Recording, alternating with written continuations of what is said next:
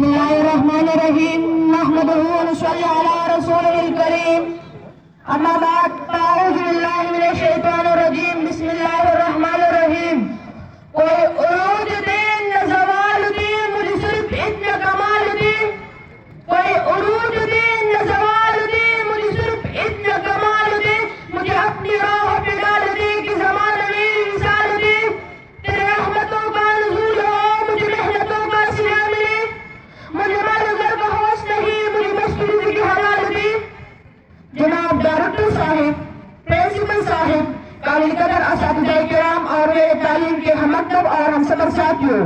آپ سب کو صبح کی سننے میں کلاس سے الفن کی طلبہ اور ٹیچر صحیح سر کی طرف سے خوش آمدید اور السلام علیکم ورحمۃ اللہ وبرکاتہ۔ ہر سوال کا جواب قرآن میں ہے، ہر سوال کا جواب قرآن میں ہے، زندگی کا ہر حساب قرآن میں ہے۔ اے مسلمان قرآن کھول کر تو دیکھ، اے مسلمان قرآن کھول کر تو دیکھ، تمہارے ہر درد کا دعا قرآن میں ہے۔ ابتدا ہے رب جلیل کے بابرکت نام سے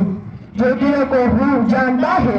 اور جس کے ہاتھ میں ہماری جان ہے، اور الحمدللہ ہم سب مسلمان ہیں اور مسلمان اپنی محفل کا آغاز رب دو جہاں کے بابرکت نام سے کرتے ہیں، تو ہم بھی اس پرونق اور پروگار اسمبلی کا باقاعدہ آغاز تلاوت قرآن پاک سے کرنا چاہتے ہیں۔ تو تلاوت قرآن پاک کی سعادت حاصل کرنے کے لیے میں اپنے کلاس کے محمد احمد اور اردو اشتراجم کے لیے بالترتیب سائن اور قاسم کو دعوت دیتا ہوں کہ وہ آئے اور تلاوت قرآن پاک سے ہمارے دلوں کو منور کرے۔ چینو عرب ہمارا، ہندوستان ہمارا،